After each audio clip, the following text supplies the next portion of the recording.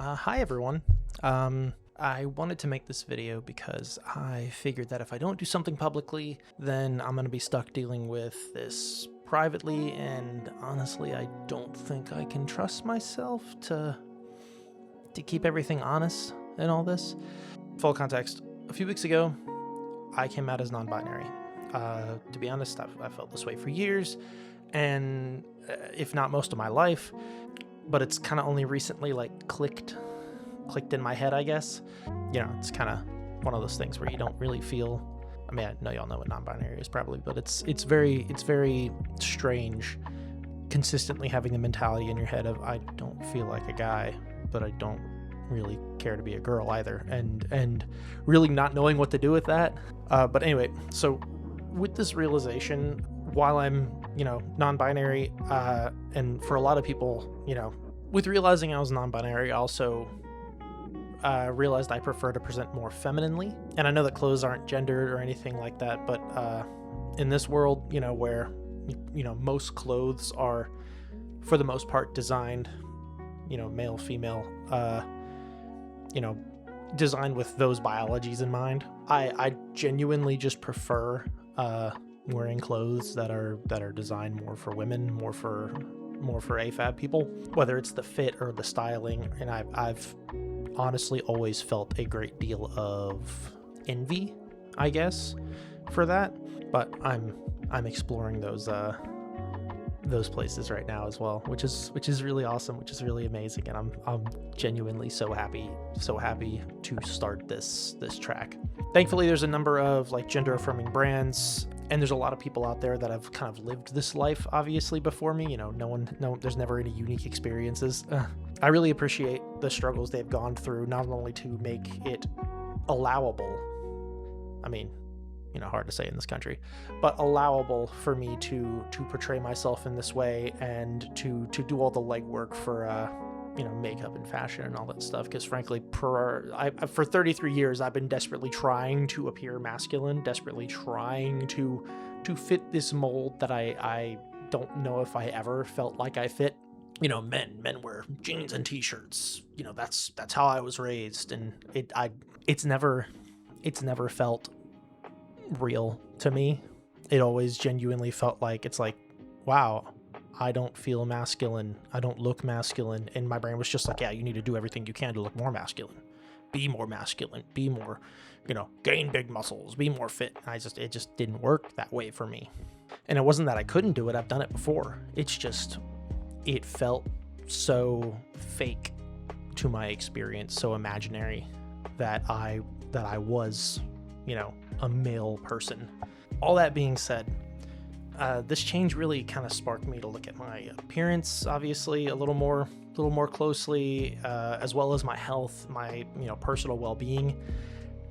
And it kind of made me realize a few things that I think I've been actively ignoring. So I've always had a problem with my with eating and my weight and everything like that, but a lot of it was rooted in depression. A lot of it was rooted in, you look at yourself in the mirror and you see something you absolutely hate, and then you go back, you see that thing and you're like, I gotta fix this, but you don't want to fix it because you're so depressed at that point that fixing it seems insurmountable. So instead, what do? You binge. You eat your feelings away. And I know some people don't do that, but for me, that's always been an issue. In doing that, in learning that that's who I am as a person, I developed a lot of habits. I developed a lot of addictions. Nothing, substance related. I guess it depends on what you consider a substance. Is caffeine a substance? I have an addiction of caffeine. That is true. I also have a really bad addiction to sugar.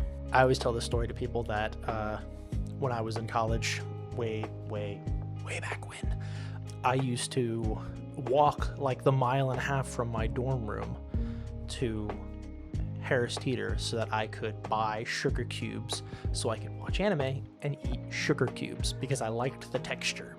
We're not going to talk about the inevitable autism diagnosis that goes along with that. We're going to forget about that. Don't worry about that right now. I liked the texture. I liked what it was to eat sugar directly. But in doing that, and eventually I realized, it's not socially acceptable to just eat straight sugar. By that time, I was already addicted to the added sugar, and I just could not stop eating things with huge amounts of sugar in them.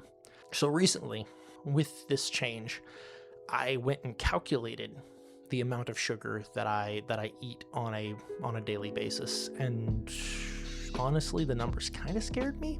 On a normal day, I will usually eat anywhere between a fourth and a half pound of added sugar in the different things that I eat per day, and that's not calculating, natural sugars or sugars, sugars from carbs that you eat. I didn't really even think about this for years.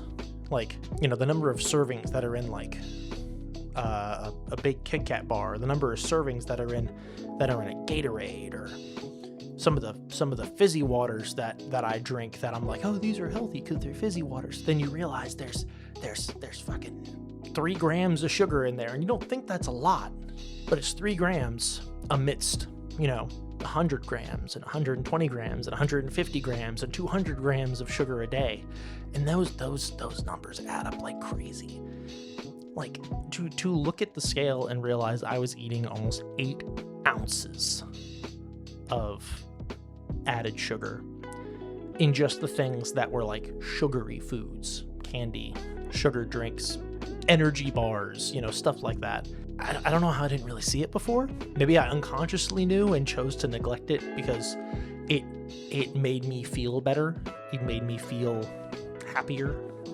When you're fighting depression, when you're fighting dysphoria, and all you can do is eat and consume because it makes you feel, it releases those endorphins, the endorphins that you're desperately lacking. I mean, medication can only do so much.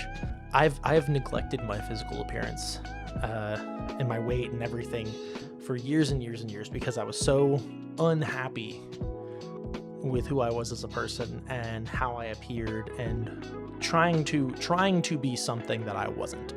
And now I'd like to show myself off to the world in a way that feels authentic to me and my experience. And that's going to include changes to my weight, to my habits, my lifestyle choices, my wardrobe.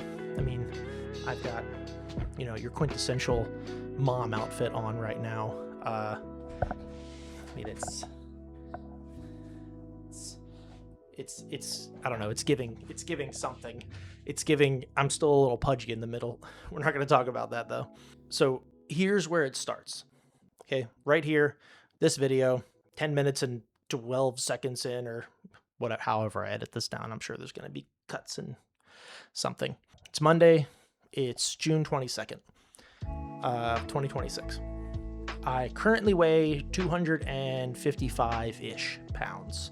Since I made this realization, I've been waiting to find a day to start. I know some people are going to be like, "Oh, you just start." If you try to wait for like the right time, it's never going to be the right time. Yeah, I get that. I haven't made any changes to my diet though, but I'm making this point here so I can hold myself accountable to starting right now. I've had so many issues in the past with disordered eating. And I think that because a lot of that's rooted in my dysphoria, I think this realization has given me such a invigorated set of intentions that I want to appear the way I want to appear. I want to feel the way I want to feel. And I know in my current form, I have to do more. I have to fix the things about my physical appearance and about my personal health that are going to prevent me from getting to this goal. I think I've got a good shot now that I'm in the mental headspace that I'm in, of getting my health together, of getting my appearance together. And I think I've got that. I think I've got a good chance now that I'm no longer fighting against despising the AMAB body that I was born with. I think if I can supersede those feelings and get to where I want to get, I think genuinely I could be a infinite amount happier than I've been with myself for years, for most of my adult life and then some. I'm just happy I've got a partner who is unbelievably supportive in everything I do.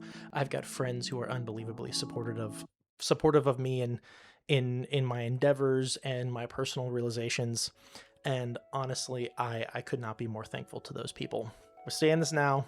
We're saying this here.